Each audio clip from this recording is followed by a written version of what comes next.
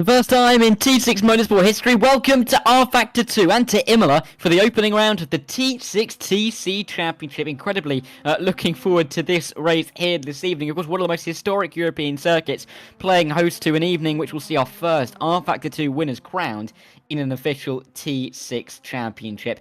Welcome along to everybody watching along on the YouTube channel. My name is Darragh Thacker and I will be with you over the next hour or so. Two 25-minute races will see the championship get kicked off here in Italy. Cannot wait for this one. We're looking at lots of different drivers to try and put their names towards the front of the order, and lots of these guys will be returning, having been in the Super Touring Championship over the past few seasons. Big prizes to be won all the same, and we're going to have to be seeing who will be crowning them in about 8 weeks' time or so. We're in qualifying for the time being, though. A couple of drivers looking to set lap times, but we'll get onto that shortly. You can see the times appear now, and it's Gasper Marak, one of the drivers, one of the names that people may be more familiar with, who currently leads the way. Of course, 4.5 minutes left. Drivers are on their own in the sessions. They've kind of got their own little bubble to worry about, and we'll have to see how they will find this opening round of the championship. Really looking forward to this. Of course, a bit of an unknown for some of these drivers. We haven't really been in championship conditions here in T6 on rFactor 2, and Imola is a circuit where, you know, overtaking may be a little bit more difficult to come by, but we'll see who can adapt the best. Also, looking forward to see how the likes of Gasmarat can do, how the likes of some of the names that we often see, Alan Axon, how he can do, a couple of the other names, Paul Amos we've seen recently, particularly in the Super Touring Championship last season, Stu Neal, Simon Trebek as well. So a few names that people may recognise, but also a lot of new names, and some new names for me, I'm sure to butcher. Herika Calleja, I think is how I'm going to go for this one. The 79 driver is currently in P2, but you can see that gap between himself and Gasper Marak. It's 3.5 tenths of a second, and that is a big gap for him to try and close, and it is a promising gap for Gasper Marak for the time being. Of course, thinking about qualifying, thinking about the start of a championship, a point for pole means that whoever we will fire at the front of the field to start the opening race will technically be our championship leader without a lap being raced at all. So this is going to be an exciting one all the same, to get some drivers up in the championship conversation. For race 2, we're going to have a reverse grid race, but it remains to be seen whether it will be the top 6, 7, 8, 9, 10, 11 or 12 reverse. We'll be able to bring you that later on. Rich is going to work his magic, and he will tell us, as the randomizer gives us a number, how many are going to be reversed. For some of the drivers, though, it means that if you're between, 6th and 12th, even, 7th and 12th, you're going to have to be fighting for positions in front of you, because you don't necessarily know if you're going to be covered by that reverse grid. You may find yourself on pole being where you are, but you can never be too comfortable. Here's Jamie Potts coming up to the line. This doesn't look like it's going to be an improvement for him, but I'm seeing Stu Neal, double purple on his lap time. 1.1 seconds he is down on Gasper Marak. We'll have to see if he can make any improvements from P9 on the grid. Jamie Potts will stay in P13. But can Stu Neal do anything to challenge Gasper Marak at the front? We will see. Timer is ticking down, only 2 minutes to go in the session, as here is Stu Neal across the line. Can he get himself up towards the front of the field? Oh, I think he can. No, he can't in the end. He's dropped the time, and in fact, he's going to stay exactly where he is. And Stu, in actual fact, is miles off, nearly 5 seconds. Maybe made a mistake in that final sector, but he is a long way off in the end. Tyler Hackett is a driver who has put himself up into P2. Or Tom Hackett, I should say, not Tyler Hackett. Tom Hackett up into P2. And this is Raider Uhalal looking for a good time in that green and yellow machine up towards the line. As he will cross the line in the number 91 car. Can he improve on P21? We'll see as he dips that timing beam just about now. It's a very long way. It's a 51.3, and Raider does improve to P20, but still 2.5 seconds off our provisional pole time. And talking about provisional pole, that looks like it could get a little bit faster. Gasper Marak, green to the first sector is quickest, purple to the second sector, the fastest overall, and the driver in the number 89 car, one of the favourites no doubt coming into this championship, looking to go even faster. A 48.778 is what he had set up to this point, but can he go even faster, put even more than 2 tenths between himself and Tom Hackett? He crosses the line now. Oh no, he doesn't. He crosses the line line. Now there's so many little lines, and look at that time, 48.3. It wasn't the fastest final sector. He is 2/3 of a second clear of anybody else. There's only 2 other drivers within a second of him, and that is looking pretty scary if you are the rest of the pack. Having said that, though, Antonis Paparinopoulos, I'm going to be honest, I've been practicing that before getting onto the stream. He's gone up into P3. Well, I can only presume is a driver of at least Greek descent, was momentarily up in the top 3 before Calleja has jumped up into second, but not by much ahead of Tom Hackett. The big gap, though, is between Gasper Rack and Calleja in first and second. Here's Alan Axon, then, the Unlimited Motorsport Esports driver, up towards the line. Where can he go, Alan Axon? It's a long, long run, isn't it? You think you've found the line, you haven't just yet. Where can he jump from P11? I think he will stay there. He's improved on the lap time, but he won't improve on the position. But look at this, Callum Cripps and another driver down there of Sam Butters. They are purple to the first and the second. Could we see really big lap times at the end of the session? The timer has hit 0. It's ticking up as the checkered flag flies. Callum Cripps is coming into the pit lane. He won't be improving. But what of Sam Butters? He's coming to the pit lane as well.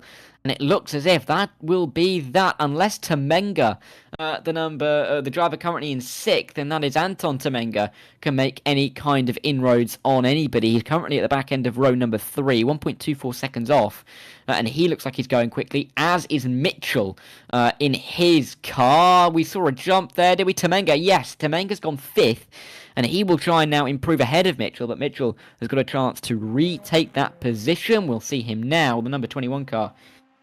Going very quickly indeed. The target time of 48.3. I actually think, looking at that, he's up on the time to maybe get onto pole position here. He's one of the last drivers, if not the last driver, to set a flying lap time. We'll see him come through the final corner and see as he drives up to the line.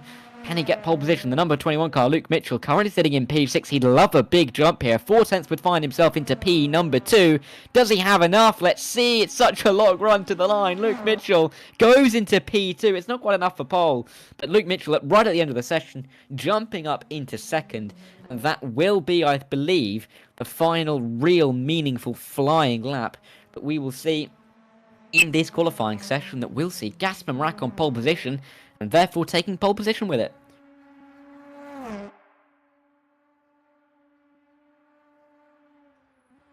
And there was Bobby Vakanoff there. Rounding off the session, here are the results then for qualifying here at Imola. It is Gasper Rack, and look at the margin. 0.478 that he has ahead of Luke Mitchell, and that is going to be a more than imposing gap on the rest of the field. We've got Jero Calleja in P3, and he leaves a little bit of a gaggle. Tom Hackett in 4th is by no means far back, only a couple of hundredths between the second row. Antonis Paparinopoulos is on P5, nearly 7 tenths back, but comfortably on row number 3. Anton Temenga is the 6th and final driver to be within a second of a 148.3, and he'll have Ollie Karjanlati behind him in P7 and Callum Cripps alongside him on row number 4. It's Bobby Vakyanov and Simon Tribeck who make up row number 5. And again, not much splitting them. 15 thousandths of a second. Alan Axon lines up P11 in the number 11 ahead of Stu Neal, who will be ahead of Jordan Osborne and Jamie Potts as they make up row number 7. Emmanuel Lopez and Callum Wilson, 1,000th of a second between row number 8. They lead ahead of Rob Shorey and John Pound, who are on row number 9. The top 20 rounded out by Yaroslav Fides and Reda Uhalal there, 3 seconds back. You can see the gaps do start to open up a touch. They are the top 20, and we'll roll on to see the final 5. Paul Amos and George Prieto, Sam Butters, Willem Westerhoff, and Jason Taylor, the 25 drivers that make up the grid here this evening.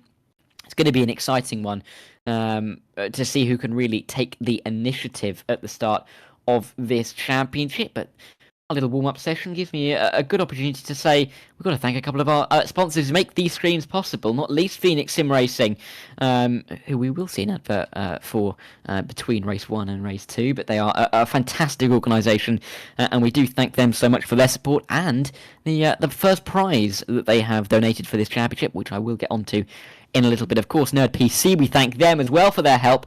But of course, 666 Studio. I think it is Rich Revel's own livery, as he's called it, side hustle. But I have to give it a shout out. He's put it down on a document, so I'm going to give it a shout out. And if you want a livery, I'm sure I'm valuably informed that 666 Studio does some great liveries. So you want to check them out as well. But that means that we can start thinking about this race, Imola. It's a circuit where you've got to think about the long straights. You've got to think about some of these braking zones. And Tamburello can be an interesting place to go racing at turn number 1. In cars that aren't necessarily downforce-based, it's going to be difficult to really see how drivers are going to be able to make too many moves at turn 1. And it could be a little bit dangerous down there. But it could therefore lead to a couple of drivers being able to get a little bit lucky with the lines that they take in the opening couple of corners and gaining positions because of it. Great to see all of you guys in the chat as well. It's always nice to see you guys getting involved, especially when it's just myself, Darragh Thacker here on a Tuesday for you, and it will be, of course, Zach Sweeney on your Sundays. It's always great to see you guys in the chats, not least Callum. I'm sure you'll be fine, Callum. He says that he's going to also messing it up this evening. I think he'll be absolutely fine, and we'll see how Callum can go. Shorzusa, people may know him, of course, from the Super Touring Championship. He is backing Stu Neal tonight. We'll see what Stu can do if he's cooking up a stew from his starting position, which he is at the moment towards the back of the field. But it has to be said, we go into this race with our championship leader Gasper Marak leading us to pole. I mean, championship leader means not really much, does it, going into the opening race of the season, considering that there's only been 1.1, and that's Gasper's point that he has won. Worth noting again, the point system for this championship. Of course, we are going for some more regular, some more familiar touring car point systems, which may make it easier for you folks at home to be thinking about the point situation. And it is going to be 20 points for our winner this evening, but it's not the biggest of winners' bonuses. 17 points for second and 15 points for third are going to mean that the championship stays pretty tight. But I think we're going to be seeing some good championship battles throughout. It doesn't matter that Gasper Marak has had a good start to the qualifying session. He's not quite had the good start to the season, but we'll be able to see how he does in the race. And we are going to be getting into it pretty soon indeed. Trust you, it is race 1 that we'll be going into. If you feel like you've missed half an hour, don't worry. It is going to be race 1. I know Rich is going to give me stick for that, but hey-ho, there we are. It's going to be an interesting race, definitely, to see if Gasper Marak can kind of put some of that dominance that he's shown in qualifying into some good race pace. We've got lots of challengers that will be right there to fight him as well.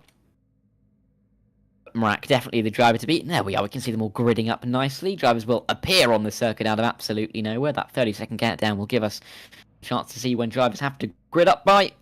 But we'll be able to see if Gasper Marak can try and beat Mitchell down towards turn 1 in what could be an exciting run. And the first run we'll see towards turn 1 on rFactor 2 in T6.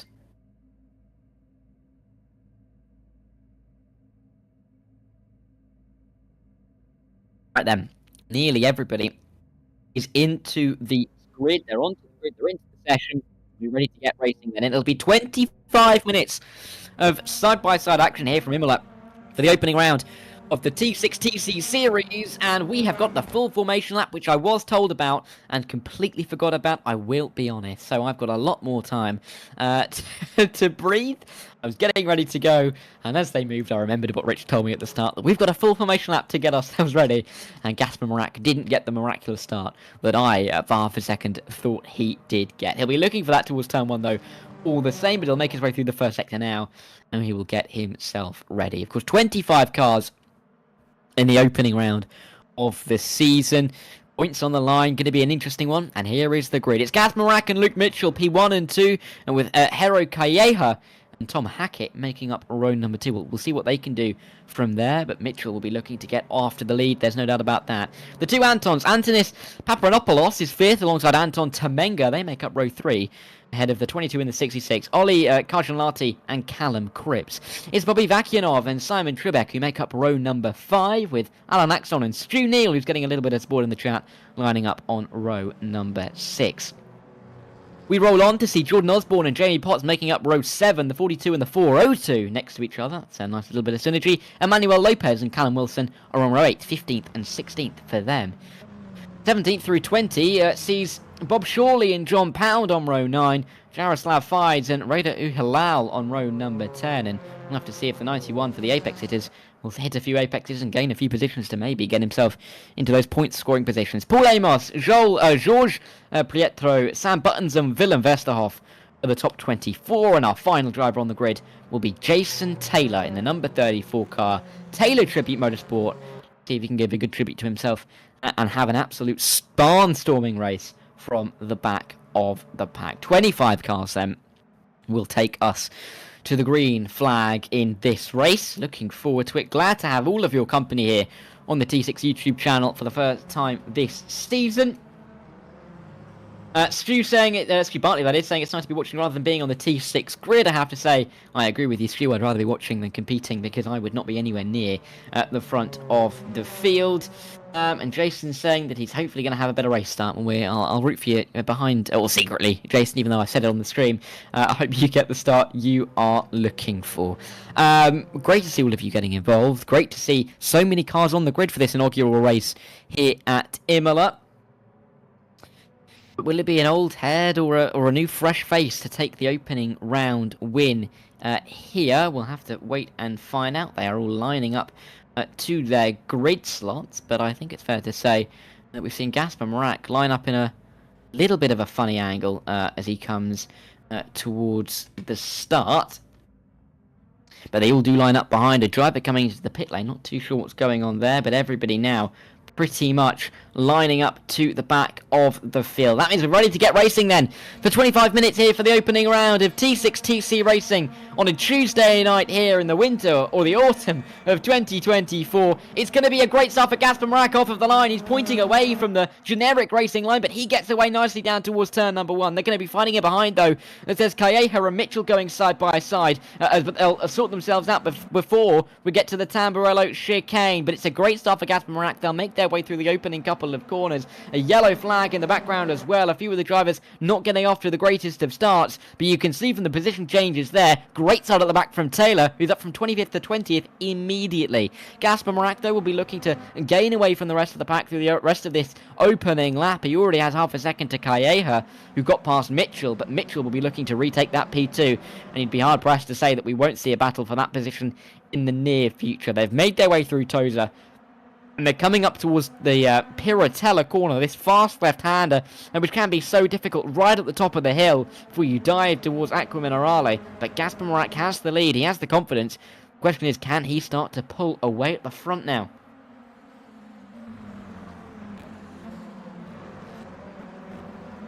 He's pulling away pretty nicely at the moment, but it remains to be seen whether Calleja can really stay connected and really be an important factor throughout the rest of this race. We're having a quick look at Callum Wilson, the number 30, or the driver in P13, the number 16 driver, currently up 3 places. So a good start for him and really taking some liberty with that curb through the Variante Alta. Going to come under a lot of pressure here from Shorey and from Tribeck as they make their way down towards the final couple of corners of this Imola circuit. But I think Callum Wilson's going to be able to control the inside line and be able to keep himself up in P13 for the time being. The Ravazza is not really a place where it's easy to make a move, but we'll have to see if anybody can make it.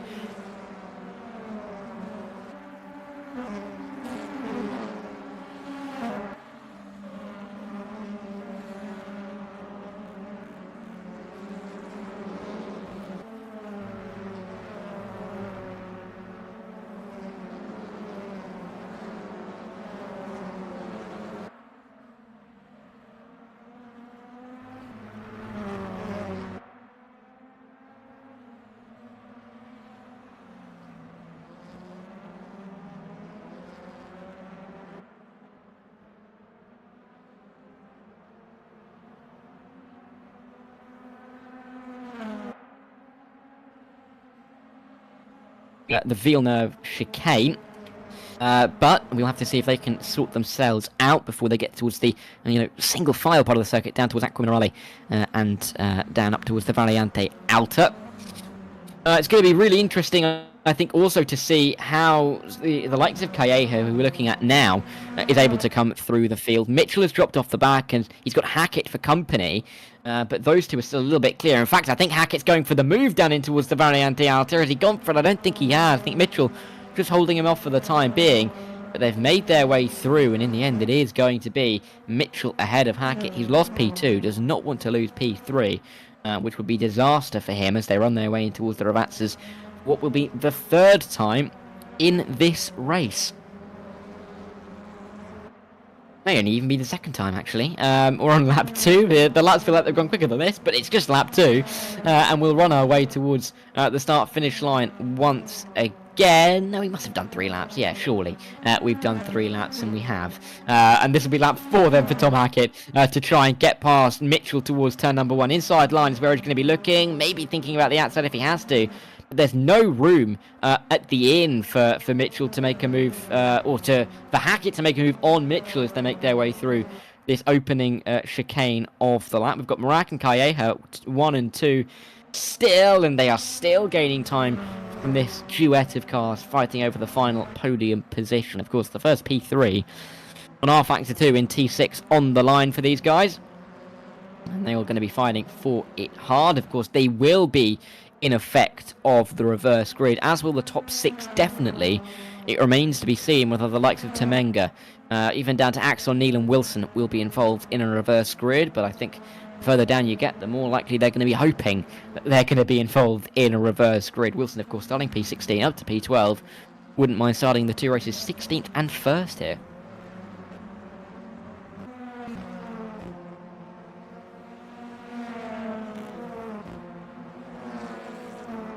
Right then, Tom Hackett looking at the back but not making any moves.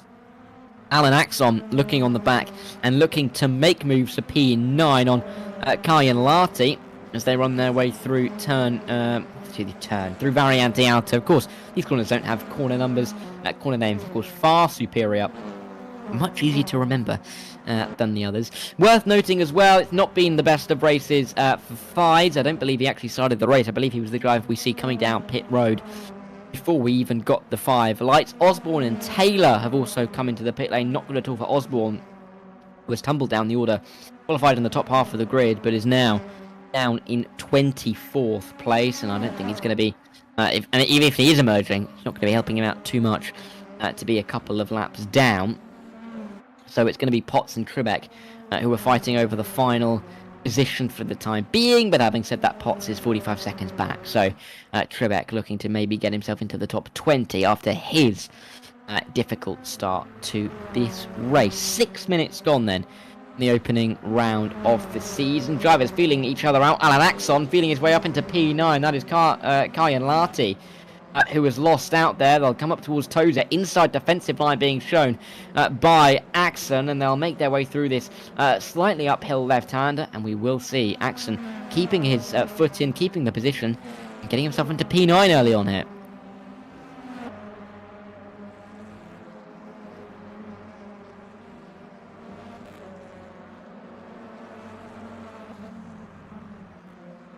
Six and a half minutes gone then. Yellow flag on the track, and looking at the track mark, that could very much be Simon Trebek, and you can see the number 21 there towards the bottom left of the track map not moving. He's gone back to the pit lane, and that doesn't bode particularly well. Kayan Lati, of course, getting back past Axon as I was talking about. That Axon looking to get back through, but not able to make that move stick. Just in behind them though, Stu Neal and Callum Wilson. Oh, we're going side by side. There's an instant back there. It's going to allow Shorey to gain a couple of spots. Callum Wilson not really having the best of runs through. They're still engaged in combat though with Stu Neal as they run their way down in towards the 2 Ravazzas, but Stu Neal behind Wilson for the time being. Shorey benefiting from those two coming together. We'll try and run away up the road in P11, but for the time being, Stu Neal is looking to get through up into P12 and look to up into P12 and looking to run away, although This little gaggle of cars could be one to watch out for throughout the rest of the race. Here is Junior looking for the move towards the outside, towards the opening turn in that blue and white car. Let's see if he can make it on the brakes. Difficult to go around the outside at the Tamburello. He's going for a little bit of contact. He's over the gravel. That is not the racing line, and he won't gain that position. And Stu Neal going to have to sit still in P13 for the time being. Got a little bit more work to do if he wants to get himself up into the top 12. They really do fight hard towards the back end of what could be that reverse grid window. Jackson, though, fighting hard for P9 as well. Kai and Larcy looking for this move as they run their way through Tozer. Nothing really going on there for Axon to make that move back for P9. We've seen him make it at least once. We'll have to see if he can make it for a second time. But he can't make it in towards Hirotella. Difficult corner to make a move, as is many of the corners on this circuit. I've just seen in the chat, Jason's given us an update. He says, absolutely shocking, got up to P20, and then someone had a massive crash, and and he basically got put in a position between a rock and a hard place there, where he couldn't avoid the incident. Steering is bent. I can absolutely feel for you there, James, and he says that his wrist is bruised as well, so I hope you're fine. I hope you can still continue and it's not too bad, because I know that they can be nasty. But wishing you all the best. George, P16, looking for moves, but looking harder for moves is Callum Wilson at the moment, up in P12. Stu Neal dropping off the back, it's fair to say, over the last lap or so, but Callum Wilson keeping the pressure up on Ryan Shorey in the battle for P11, and can Wilson get through? We'll have to wait and see, because it's a long old run towards the opening chicane of the lap.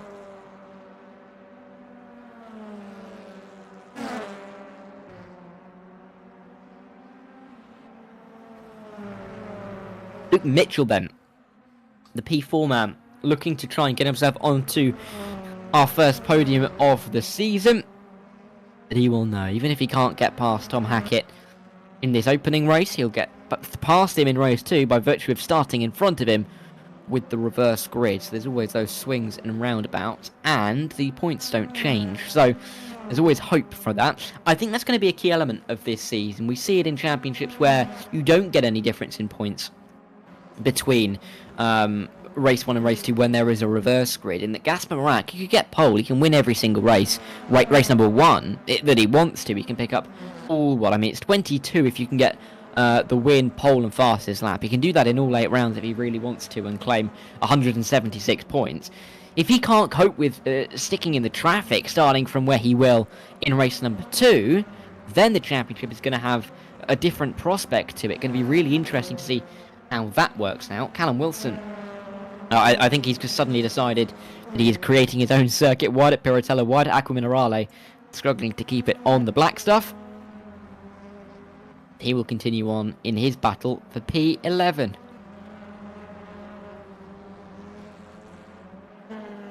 Back up to Luke Mitchell again. The number 21 car. I will note as well that that QR code you can see on the bottom of the screen, if that does lead you to some T6 merch, I would encourage you to go and get some. Rich did, I think, jokingly promise myself and Zach some beanies or some hoodies or something, so I'll be sure to get on that once I've finished here. I am a sucker for it, and as I say that, Rich trying not to lose too much money from me, taking that off of the screen, but you can look it up online anyway. I encourage all of you to get your merch booked in. But back up to this battle for P3. Luke Mitchell still fighting along with Tom Hackett.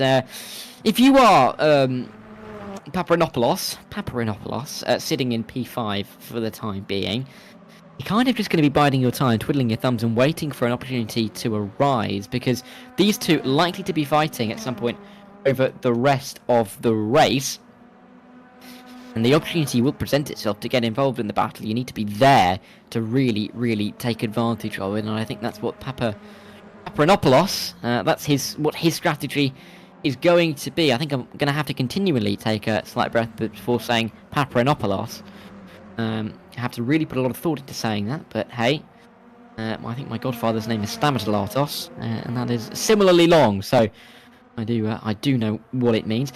Luke Mitchell, though, still where he is, still sticking in behind. Let's talk about some of the movers in this race, and who have been really able to get themselves up the grid. Shorey up 6 from 17th to 11th. We've seen Brito up 6 from 22nd to 16th. Butters and Vesterhoff They're both up 5, 18th and 19th for the time being, and going well as well. Axon then looking for a move for P9. We've seen this battle for P9 go on for a little while now. And we'll have to see if Alan can use some of his experience to get himself up into that top 9. Again, remains to be seen if this could be a battle to see who can get onto reverse grid pole, whether that be whoever wins out could get onto pole, whoever loses out could get onto pole, or maybe neither of them will be on the reverse grid aspect of this race. So lots of unknowns still, with only 12 minutes left of this opening race of the season. You can see how we've kind of formed some echelons at the moment. Stu Neal looking for the move. This is bold, this is brave. They are rubbing doors as they make their way through the exit of the Tamburello. But they are still side by side. This is Stu Neal and Callum Wilson. Stu around the outside in towards the Villeneuve chicane. Can he make it stick? Yes, he can. What a move, but he slid the rear end. He's held it together. Oh, no, though, across the front nose goes Callum Wilson. And he has spun around. I think he's kept it out of the wall. But the driver who was fighting up behind Ryan Shorey now finds himself spinning around before Toza. And he's down to P14. This race suddenly alive with action. This is now the battle for P16. Uhalal trying to fend off the rest in his green and yellow car. We've got Prieto, and we've also got Butters just in behind. Don't count out Vesterhoff either. But this race has suddenly taken a turn for the dramatic, as we've seen a spin. And now a 4-car trade coming down towards Acqua Minerale.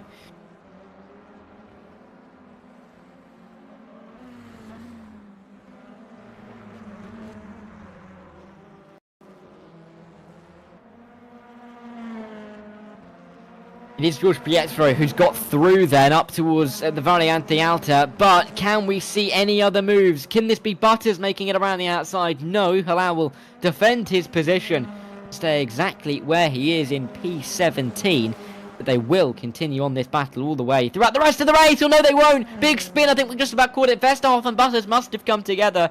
Vesterhoff maybe being in a position that Butters didn't really understand. He got maybe confused, but we did see the end of that incident. Butters spinning around and demoting himself to P20, and that is not what he would have wanted whatsoever, and that is not how any of us wanted that battle to end. But as it is, it's Hilal who's come off worse out of it. Prieta has come out in front, and Vesterhoff maybe causing a little bit of carnage, maybe being a slight victim himself, is up into 18th, but again, Vesterhoff gaining positions, up 6 now, regardless of how they were gained. Less than 10 minutes to go then in this opening race. Positions are going to have to be made pretty soon. I have to say, though, I am very pleasantly surprised at how Calleja has been able to keep with Gasper Merak. That gap still bobbing around a second, and Merak not having it all his own way here.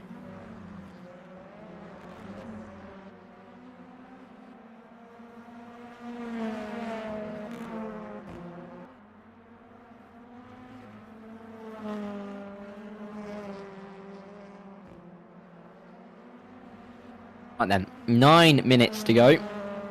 Luke Mitchell stays where he is for the time being. Really not been much that he's been able to do about getting up into the top 3.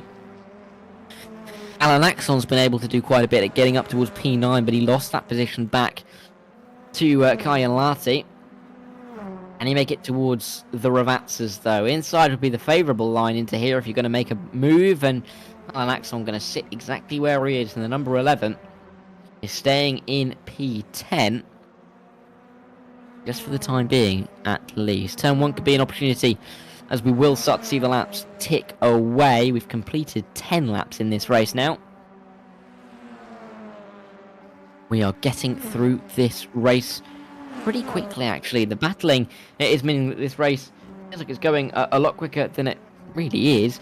Ryan Shorey and Stu Neal look like they're going to be fighting as well, but this battle for P3, Hackett and Mitchell, finally some side-by-side action. Mitchell is going to lose the position. Hackett has made the move, and Hackett in his Hyundai is up into the top 3, and can he start to pull away now? This battling, if it continues, may invite Paprinopoulos into the fray. But for Tom Hackett, he's up into 3rd, and Mitchell is going to have to find something else here, because he started in P2 after a great last qualifying effort. Finishing in P4 is not what he would have wanted to see whatsoever. We will continue on with only 7.5 minutes left, with definite chances still on the table here for Luke Mitchell. He has got to be careful.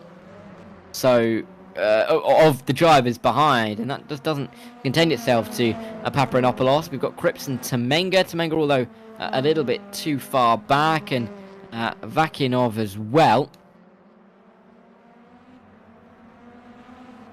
Alaxon and Ryan Shorey are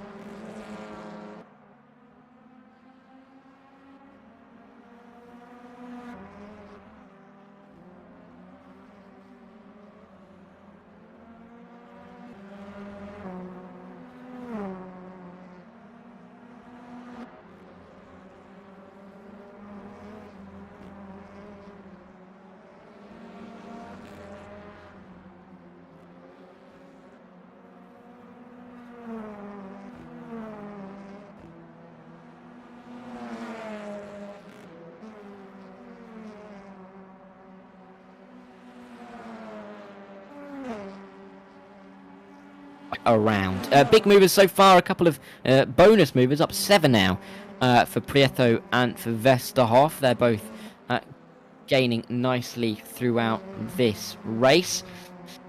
But with 6 minutes 7 on the clock, we've got Alan Axon fighting right in behind Karjan Alati, and we'll see if this will change around for P9 at all as they run their way in towards the Villeneuve chicane once again. A little bit of a bounce through the second curb from the number 11 car. Won't unsettle the car too much. But he is going to be keen to make this move for P number 9. Vakinov and Temenga have kind of been running their own races in 7th and 8th. You're really going to have to be hoping that they're in that reverse grid. But if you are Temenga, you've got a 6 in 7 chance of being in that reverse grid. And if you're Vakinov, you've got a 5 in 7 chance. You'd say that fortune favours them, but that remains to be seen whether that will be carried out. Axon, though, still on the tail of Karjan Larsi here. These two have just not been separable throughout this race. We continue to see them running nose to tail.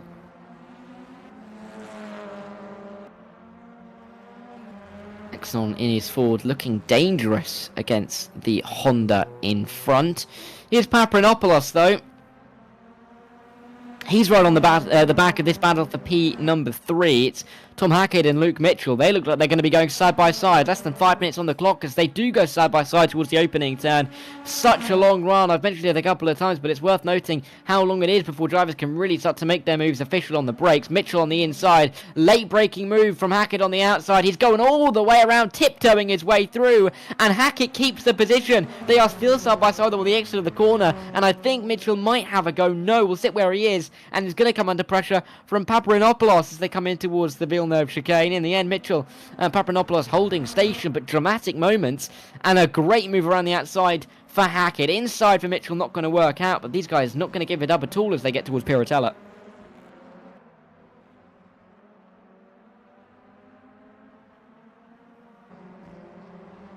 There was Paparanopoulos looking for the move. I don't think he was close enough to really make any kind of lunge down towards Piratella.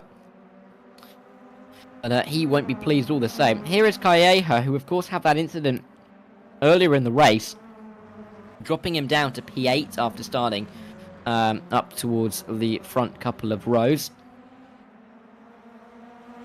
Here is Paparanopoulos.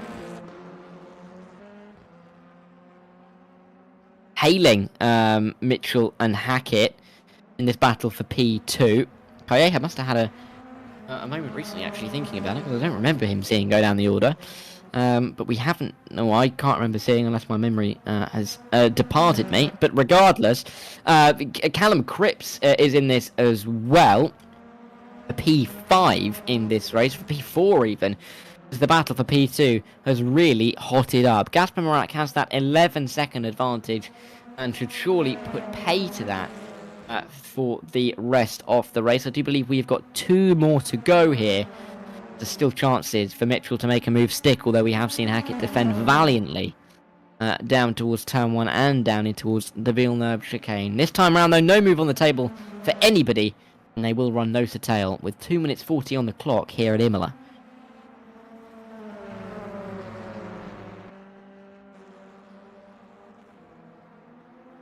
Bobby Vakinov, a driver that I talked about not too long ago, saying that he's had a quiet day. He's on the back of Temenga now, and these two might start to be battling their way through to the end of the race. They've got Callejo trying to recover what he can, just in behind as well. And is this maybe a bit of a tactic from Temenga to maybe back up Vakinov into Callejo and give himself more of a chance with a reverse grid? We'll remain to see how that would work, but really not long left now in this race as they dive their way in towards Piratello, down in towards Acqua Minerale. When we cross the line next time, we will be seeing the white flag being waved, and so there's not long at all for the likes of Paparinopoulos to make these moves on Mitchell, and for Mitchell to make it on Hackett, and even for Cripps to make it on Paparinopoulos.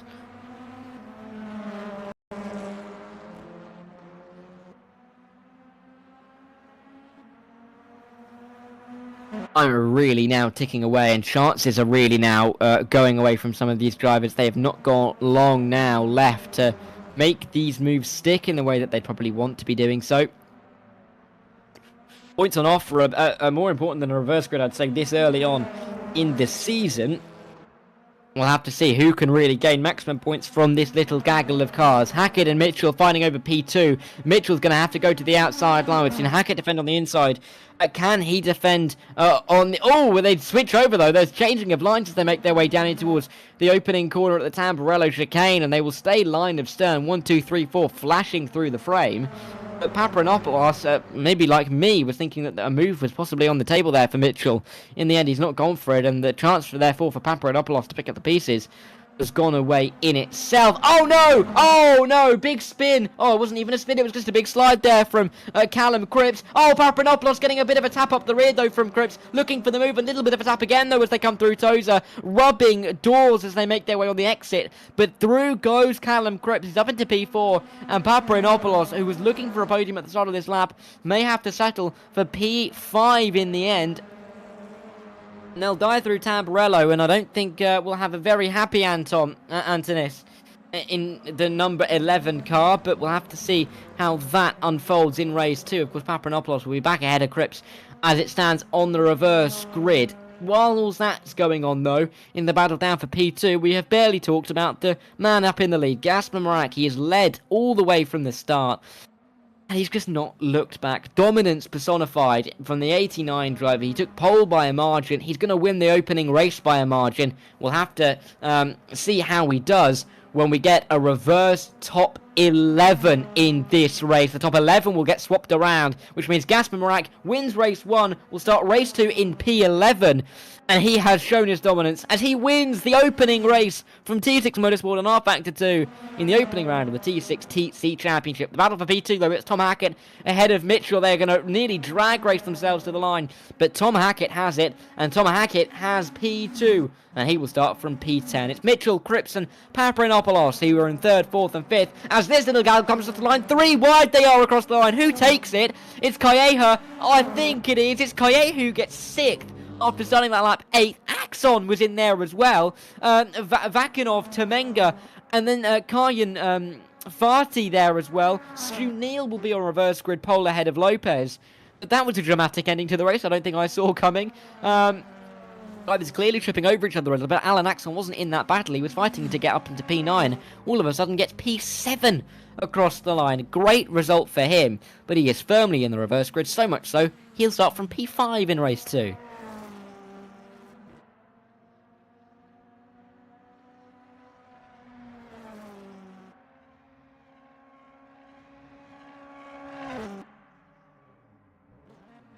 Final couple of drivers coming across the line now. Then Amos is one of them.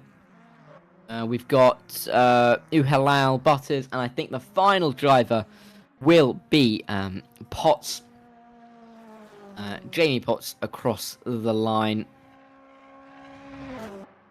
Great to see Jamie getting to the end of the race. The other 20 finishers we've seen, though, in this one. Wilson not able to find the checkered flag I don't believe. So disappointment for him, along with Trebek Taylor and the rest. But here are the results. Gasper Rack and Tom Hackett first and second after 14 laps here at Imola. They are our opening leaders in the championship. Luke Mitchell is third. Callum Cripps finished fourth ahead of Antonis Papranopoulos after those two fought on the final lap. It's Calleja and Alan Axon, Vakinov, Temenga and Kayan Alati, who had a big fight on the final lap, who round out our top 10.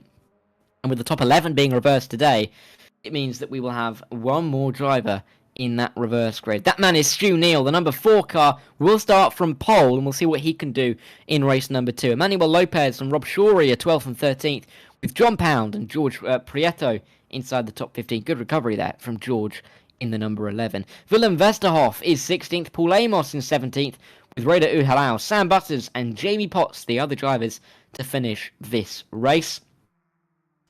And of course we have our 5 non-finishers: Callum Wilson, Simon Trebek, Jason Taylor, Jordan Osborne and Yaroslav Fides. We may see at least 4 of them in the next race. I don't believe Yaroslav took the start of the opening race though, so we'll see how that goes for him. We get a little bit of a chance to catch our breaths between race 1 and race 2. I will say don't go too far. We'll be back in a couple of minutes, but in the meantime, we'll go a word from our sponsors.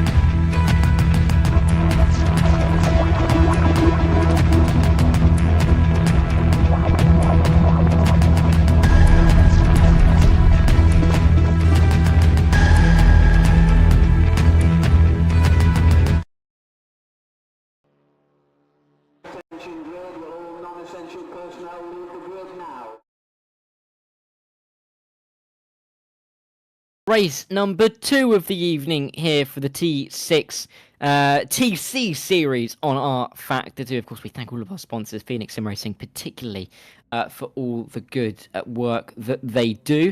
But we are getting ready to get into race number 2. Top 11 have been reversed. We're going to be seeing who is going to be able to come out in front. Of course, we're going to have a full formation lap, and we had a long enough break for me to wolf down to be able to consume a strepsil between race 1 and race 2. But there is Stu Neal getting himself ready to line up on pole position. It'll be an interesting one, I think, to see if Stu can really hold on to this one. We'll have to see if he can maybe keep himself at least on the podium. Jordan Osborne saying he's starting P24. So good luck to you, Jordan.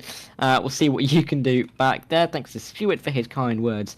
And also thanks to everybody who stuck around between race 1 and race 2. We really do appreciate your support. Here we go for the formation lap. I'm not going to get fooled like I did for race 1. We've definitely got a formation lap. And that is someone who has not got the memo. I think that's the driver only, 1, 6, 7, 8, maybe in 9th place, who has just decided that he's not got away from the line, so not too sure what's gone on there. And I think everybody should be away. 25 minutes once again, same point system that we have just seen, and I will be able to give you, or I will try and give you my juvenile point standings by the end of the race, for race number 2. Be able to give you exactly who finished or who's where in the championship. Gasmarak obviously will come into this race as the championship leader. He has the full collection of points that he could have. Excuse me, and that is 22 points. And he leads the championship by a nice, relatively comfortable 5 ahead of Tom Hackett, who of course got P2. P3 in the end went to Luke Mitchell, and therefore he will start towards the back end of that reverse grid. But we've also got Callum Cripps and of course also Papadopoulos. There we go, Papadopoulos, rounding out the top 5. Drivers on their formation lap coming towards the Aqua Minerale corner, so we've still got a little while to go. I mean, I'll run you through the rest of the top 10. Calleja was 6th. In the opening race, which means he's 6th in the championship. Axon was 7th, and then we run through 8th, 9th, and 10th. Vakyanov, Temenga, and Kayan Larty.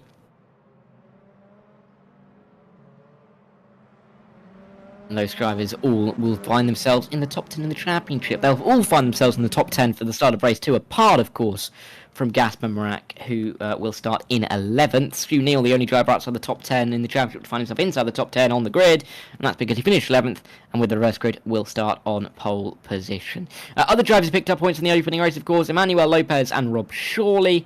They got 4 points and 3 points respectively. And then our final 2 points finishing positions, John Pound and George Prieto, who get themselves 2 and 1. And I'll be able to give you an update on how many everybody has at the end of race number 2, when we've got through race number 2. And yeah, my juvenile maths hopefully will be enough to give us a good understanding of where everybody sits in the championship. But going to be an exciting one to see who can come out on top in race 2. This is not going to go to the form that we have seen so far. Clearly drivers are further down the order than they otherwise would be, and this could be a really, really good opportunity for us to see which drivers can really perform under some pressure. Drivers lining up then as they come out of the final couple of corners. Have to see who can get the run down in towards turn number 1.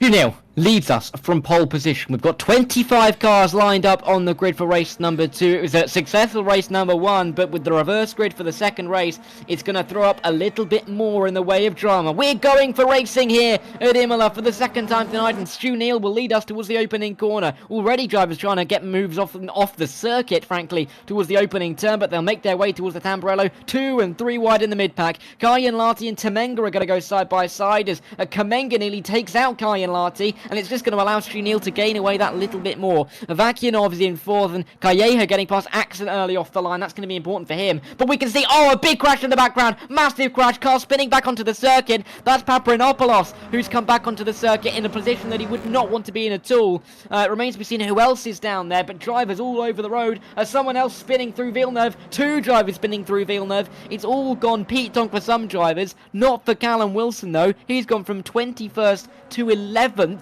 in the opening sector. More drama in the background, more drivers off the road, and that is not exactly what we want to be seeing. But big goings on in the opening stages. Lopez, Cripps and Paprinopoulos have all been caught up in those big incidents off the line. The front guys, luckily for them, have got away cleanly.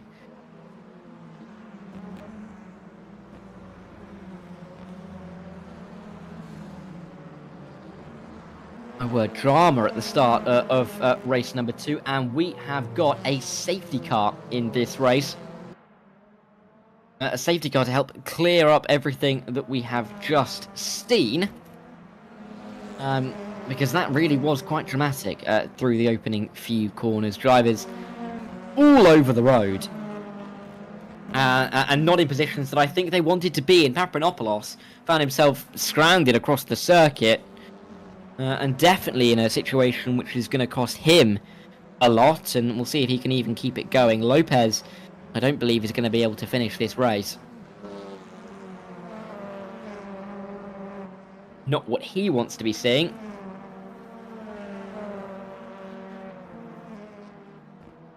We will be getting behind our safety car then in the very near future. Where is our little pace car? It'll be down towards, I think towards the Villeneuve actually, to see where they go. Should only be able to see it out for a couple laps. There is the pace car. It's chirping along a bit, isn't it? It's not holding up or waiting for anybody. It's going for it out in front. Stu Neal is going to be pleased with that start, though. Got away at the front and was able to just kind of avoid everything that went on behind him. He's got a clean track in front of him. And with the safety car now, the minutes are just going to tick by, and he's not going to have anybody to worry about overtaking him. So this is looking good for Stu Neal for the time being. And we'll have to see if the likes of Shaw Zusa is going to be pleased about this. Callum Cripps in the chat saying that he stalled on the grid twice, and that is really not ideal for Callum. But still in the race, and that is really going to be a key word for this one, it feels like. Our race and winner, Gaspar Marak, up to P8 off of the line, but not getting past anybody who we started behind, apart from the drivers that got taken out off of the line. So he is up in P8, but he hasn't really made any inroads on drivers that could be competitive with him. The likes of Mitchell, Hackett, Calleja still in front of him.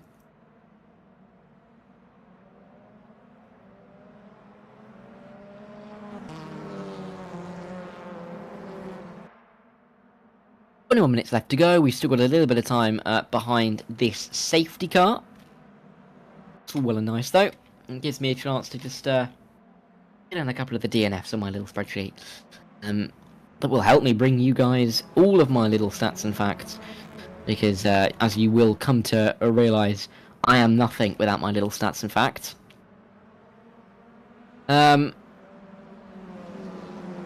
We've seen nearly everybody who's signed up to this race here, or signed up to the season here tonight, which is exactly what we want to be seeing.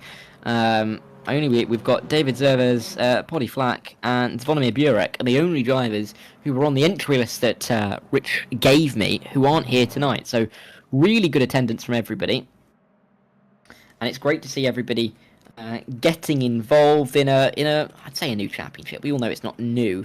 But it's not quite the Sunday Night Super Touring Championship, which we've all come to know and love over the last year or so.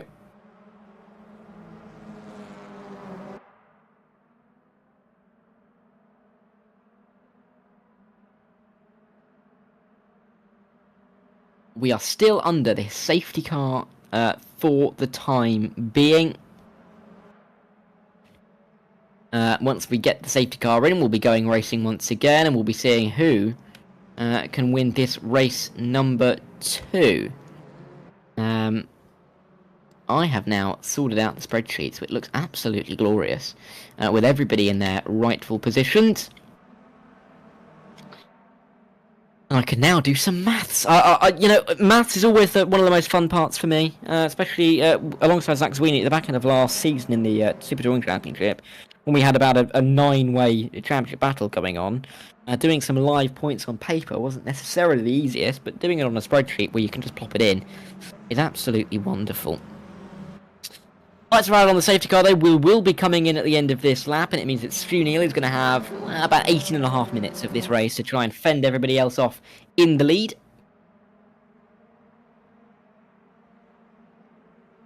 Driver I definitely think we're going to have to be looking out for on this restart is going to be Alan Axon. Of course, he had some pace in that race number 1, was able to gain some positions right at the end as well.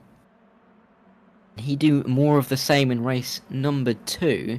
I'll tell you as well for free that right now, if it were to finish like this, I actually think Alan Axon would be very close to being the championship leader with the points that he has got. So there's always that as well. Of course, no point for pole in race number 2. You only get a point for fast lap. Stu Neal has that for the time being. But we're going racing once again. Stu is not hanging around, and he has gone pretty early indeed. Kaya Lardy is going to try and keep with him, but Temenga is going to be chasing him down as the green flags fly around this Imola circuit, and we get racing back underway. Just over 80 minutes left here. That safety car taking up about 6 minutes of our time. And 6 minutes the student would have been thankful for, because he was able to keep them for free as he continues on his merry way. Through we come the Tamburello chicane. Alan Axon there in P4 looking for moves, but pretty mundane off this restart. No one looking for it too much, apart from Calleja, who's looking for a move towards Vakyanov, towards the Villeneuve chicane. And Calleja is up into P5, and Vakyanov is not having the best of race starts. He's now under pressure from Tyler Hackett. They will go side by side. That's Tom Hackett, I should say, through Tozer. They will stay in the order that they were. Tom Hackett not able to make that move, but knows he needs to stay quite close to Callejo if he wants to get any kind of podium in this race. Dramatic restart. They come up towards Peratella, but they'll have to go nose to tail through there. Maybe a move here for Hackett as they come down towards Aqua Minerale. It'd be bold, it'll be brave to go around the outside there, but Hackett's going to go for it. He pulls out at the last minute. The offline Vakyanov is looking a little bit at risk right now.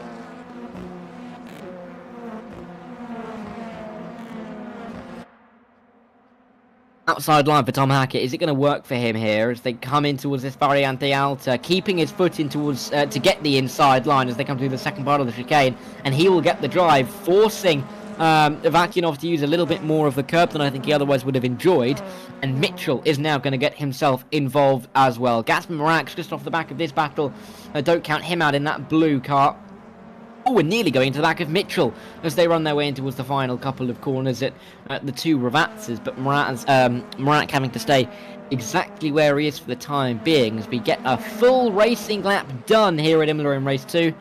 We've only taken 8.5 minutes for us to do so. Mitchell having to defend our championship leader, Gaspar Marak, looking to make the move on the driver in the Ford. Let's see, towards turn number 1 we go. Marak, his Hyundai is to the inside. His Hyundai's braking late, very late indeed. Not late enough to hit the cars in front, which I thought he was going to do for a second, but late enough to get the move done. There's contact in the background. Oh no, is that Wilson and Tribeck?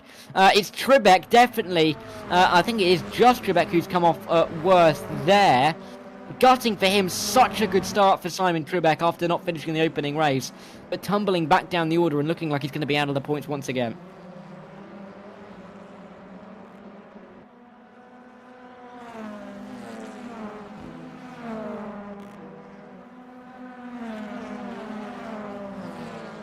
Luke Mitchell still in P9, but as I say, that Jamie Potts is the driver fighting around at the moment. And Jamie Potts looking to get past Amos as they run their way in towards the Piratella left-hander. Amos P17 in race 1, which is why he's up at 5 positions in race 2. Of course, no points on the board. Wouldn't mind getting his tally off the mark pretty soon here. It'll be difficult to fend off a couple of these guys in behind, though, as Potts will have to be looking in his wing mirror. He's got a long gap, I should say. Amos has got a long gap up to Wilson in front of him, nearly 6 seconds. So he's not really going to be able to be thinking about drivers up in front. Really going to have to be thinking about the drivers in behind. Big train behind him runs all the way down to P18. Callum Cripps is involved in this one as well. Potts is about to get through rFactor 1 and rFactor 2 behind Amos. Where will he be this time next lap? He's going to get a good run out of rFactor 2 and going to look for it down in towards turn 1. Nose to tail. He is going to be really, really close. Side by side they come across the line. And it will be Jamie Potts looking for the move. He's not quite got the overlap he so desires as he gets towards Tamburello. He can't quite claim the inside line as his own just yet. But will he go for it late on the brakes? Those red wing mirrors aren't going to be, well, he's going to be seething a little bit red, I think, in that car. He can't get through. For the time being, Paul Amos stays exactly where he is. And really doing a good job defending. Having said that, though, Potts looking for the move. Nothing going there. Both of these guys got to be careful. Osborne's run on the back of this. Osborne, who I mentioned in the chat, saying he was going to start P24 up to P14. He wouldn't mind getting up to P12 there. Inside line for Jamie Potts. He's got the move. Inside line for Jamie Osborne. He's got the move as well. So the two Jamies, I believe, have both been able to really take advantage of what's happened. Jordan Osborne, isn't it? Oh, my bad. I'm very sorry.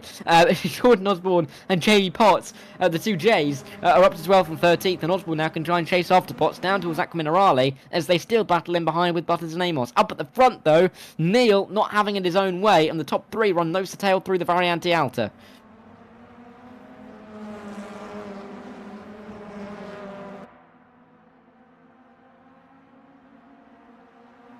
And into towards rFactor 1 and rFactor 2 we go. It's Kyan Larty, bobbing and weaving, looking for a move. Nothing going there for the time being. The number 22 currently in P2.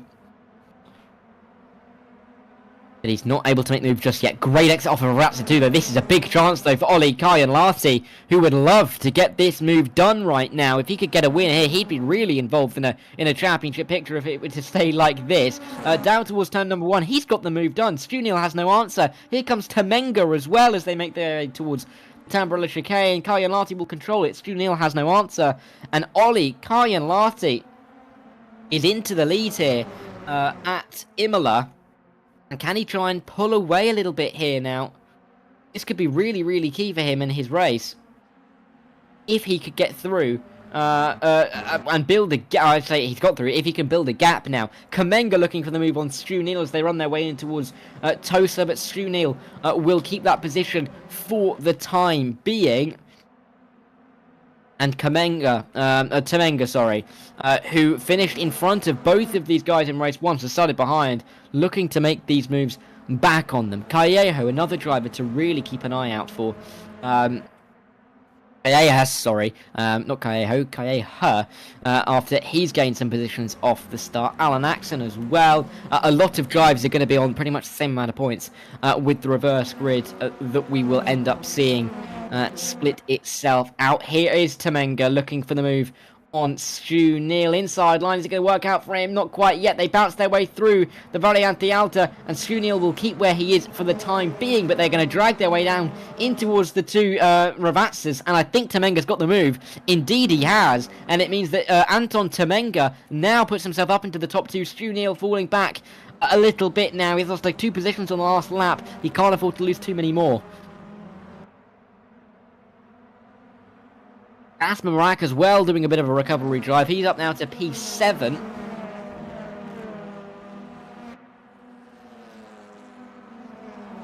Let's see if he can gain any more positions. Mitchell, it sits in P8. The rest of the top 10 are made up by Vakyanov and Wilson. Vakyanov not having the best of races. Wilson trying to recover. Recovering well. Didn't finish the opening race. Started this one P21 up to 10th. Big mover. At the moment. Oh, a little bit wide. That was from Temenga. Is this going to be a chance for Stu Neal to make the move back on him? No. And they will stay exactly where they are.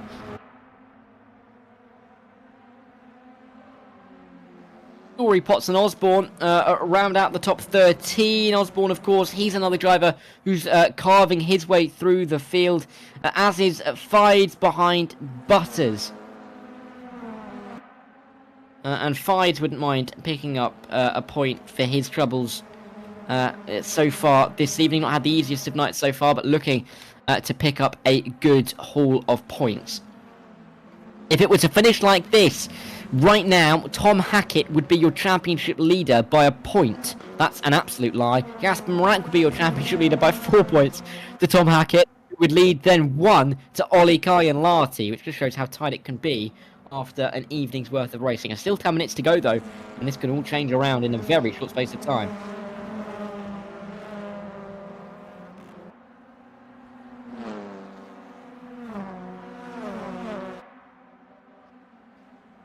In towards rFactor 1 and rFactor 2, as we do see that time start to tick away. Gasper Morak looking for any couple of moves he can make.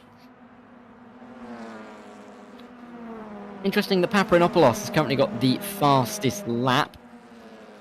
I will have to double check to see whether that will be eligible for the fastest lap of the race.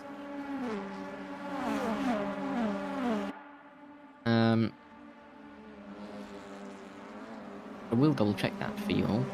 I don't believe there's any limit on where you can get fastest lap that I can see. That doesn't mean that there isn't a limit, so I will try and find that one out for you. Through we go towards the Villeneuve chicane. Gasper Morak looking at the back of Hackett and Axon as they go side by side. Stu Neal forces wide Calleja a little bit. Through comes Alan Axon and Tom Hackett. Gasper Morak looking for this as well as they run their way in towards Tosa. Morak is ahead of Calleja, but on the exit they're 2 by 1 by 2, nearly Noah's Ark formation on the run up towards Piratella. But here is the battle between Axon and Neil. Axon all of a sudden looking for a podium. He's on the podium spots. 1, 2, 3, 4, 5 come through. That's Calleja, I think, on the inside of Mitchell, and he will keep that position for the time being. Mitchell looking to fight it back, but nothing doing there. Big moves, big happenings in this top end of the well, in the back end of the top 10 in this race, and really important for an early championship picture here. Move made as well for Mitchell. Luke Mitchell on Calleja as they come in towards the Variante Alta. Nothing going there, and they'll stay as they are on the exit. Axon and Hackett now both ahead of Stu Neal. And they're having a very, very productive night.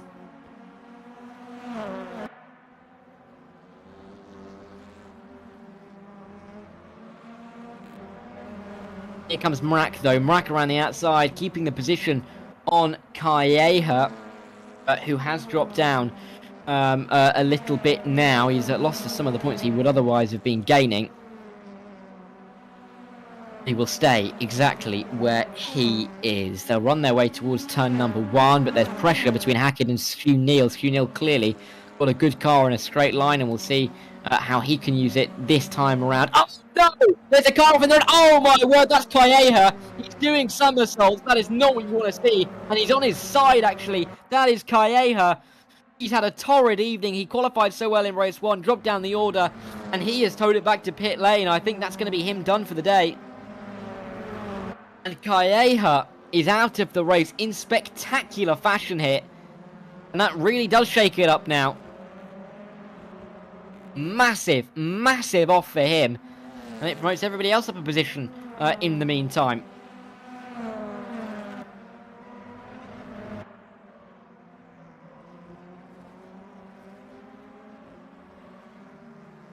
Massive crash. I don't think I've seen a bigger one, actually. Well, not at T6 at least. Really, really a big hit there. But they'll all get their way through now. And up towards Piratella. This is the battle for P13, right in behind Butters.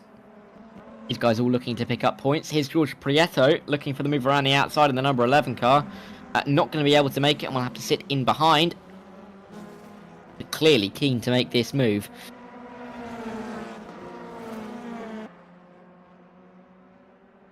Osborne has also got ahead of Potts. He's up 13 in this race now. He made that move on the track. Which is good news for him. Simon Trebek also recovering nicely. For the time being, where he is. It's been up and down the order a bit. Was in the top 12, I do believe, but now is back inside. Oh, he was in the top 12, then got dropped down the order. Back inside the top 15 now, so he's going well. Let's see if he can get back past Prieto and Butters down towards turn number 1.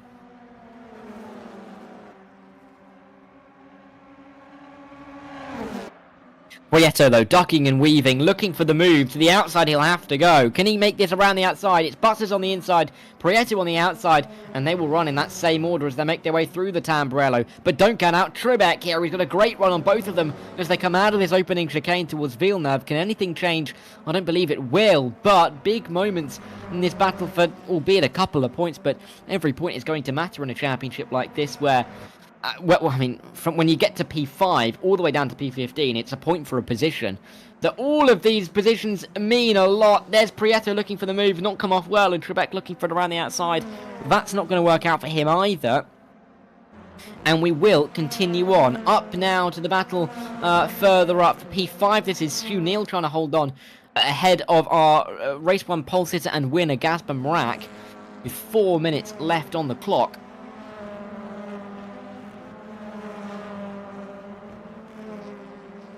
Remains to be seen how many more laps we're going to get here. It's going to be close, I think, whether it's going to be 2 or 3. I actually think it's going to be 2 after this one. With it being such a long run down in towards the start-finish line, we'll have a look at the clock when Kyan Larty crosses the line. And he will cross the line with how much time on the clock? He's still going. It's 3:32. It's going to be very close. To whether we get 1 or 2. It'll be easier to work out, of course, when we get around one more time. Here is Gasper Mrak looking for it on Stu Neal. Not going to go for it for the moment. And they'll continue on in the way that they are. If it was to finish as it is right now, Gasper Mrak would be the championship leader, but with the points that we're seeing Tom Hackett gain, it would only be by 2, and our race 2 winner, Ollie Kyan-Larty, would be in 3rd. Highest placed driver without a podium would be Bobby Vakinov with 2 8 places if it were to stay like this, but we've got a lot of racing still to go. 3 minutes on the clock. Luke Mitchell looking for the move after getting through on Gasper Mrak, and Gasper Mrak dropping another position and another point there to Mitchell, who will say thank you very much. And will absolutely not be disappointed with picking up some scraps on someone who he's going to be looking to fight for the fight with the championship for over the course of the next 7 weeks. And in towards Aqua Minerale we go. Mitchell staying where he is though on the back of Stu Neal, and Neal holding firm inside the top 5. Started on pole, would have wanted at least a podium, you'd think. Wasn't able to keep himself in the top 3, but now looking to keep himself in the top 5. We'll have to see if he can get there. Down in towards the Ravats as we go with Kyan-Larty. That clock is ticking down. It is going to be very close, whether it was 1 or 2. We had just over 3:30 as we came across the line last time. So theoretically, 2 laps would be 1 minute 45 each. And as he comes up to the line now, it's going to be close. I think this is going to be the final lap we go on to. But again, going to be close. But he crosses the line with 1:40. I think this is going to be the final lap then. Ollie Kyan-Larty. We'll keep an eye on that. But it means that this could be the last chance for Luke Mitchell down in towards turn 1 to make this move stick. Not going to be able to do it on Stu Neal.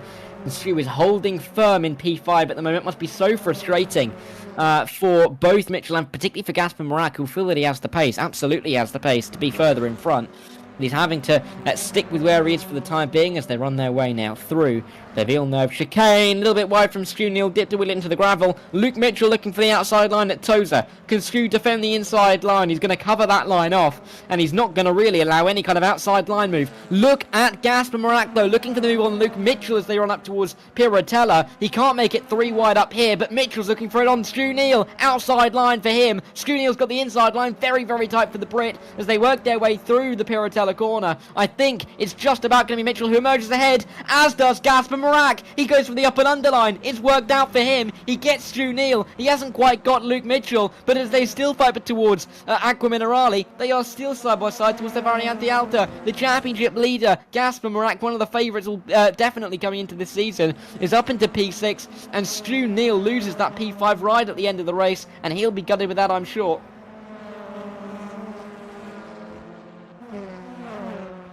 But as these guys fight their way towards the final couple of corners, can Mitchell defend in towards rFactor when you think he can? It's going to be Ollie Kaienlahti as the timer ticks down to 0. No more laps left to run. The number 22 driver, he finished race 1 down in P10. But no matter for him at all. He wins race 2 with the reverse grid helping him out, and he will put himself up into P3 in the championship. Temenga is second, Axon is third, and it'll be Tom Hackett in fourth. It will be Mitchell just holding off Gasper Marak and Stu Neal in 5th, 6th and 7th, and Vakinov rounding out the top 8. Wilson and Shorey in the top 10, and what a drive from Wilson.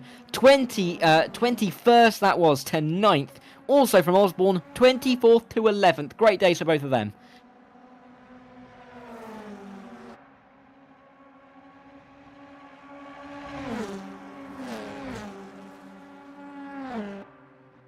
Luke Mitchell, I'm sure, going to be delighted with his result.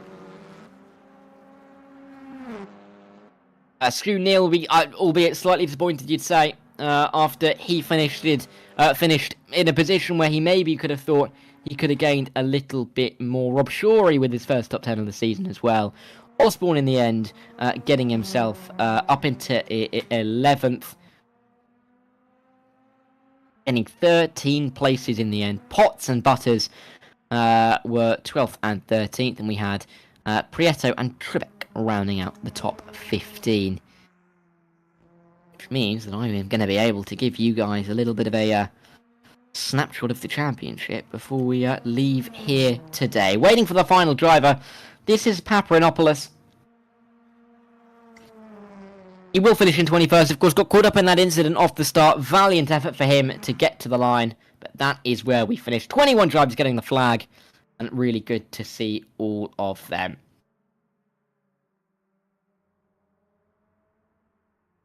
Your race results, though, it was Ollie Kaienlahti who wins ahead of Anton Temenga for both of their first podiums of the season in race number 2. Alan Axon got his first podium in P3 after a good drive, saw him climb onto the podium. Tom Hackett and Luke Mitchell, 4th and 5th, they recovered through the field, and they were both ahead of championship leader Gasper Marak, who picks up 10 points for 6th.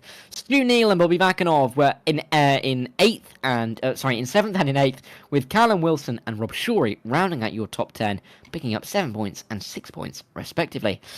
Jordan Osborne, after an incredible recovery drive from him, picks up 11th before we see Jamie Potts come home in 12th. Rounding out the points, it was Sam Butters, George Prieto and Simon Tribeck. Yaroslav Fides was 16th ahead of John Pound, who was in P17.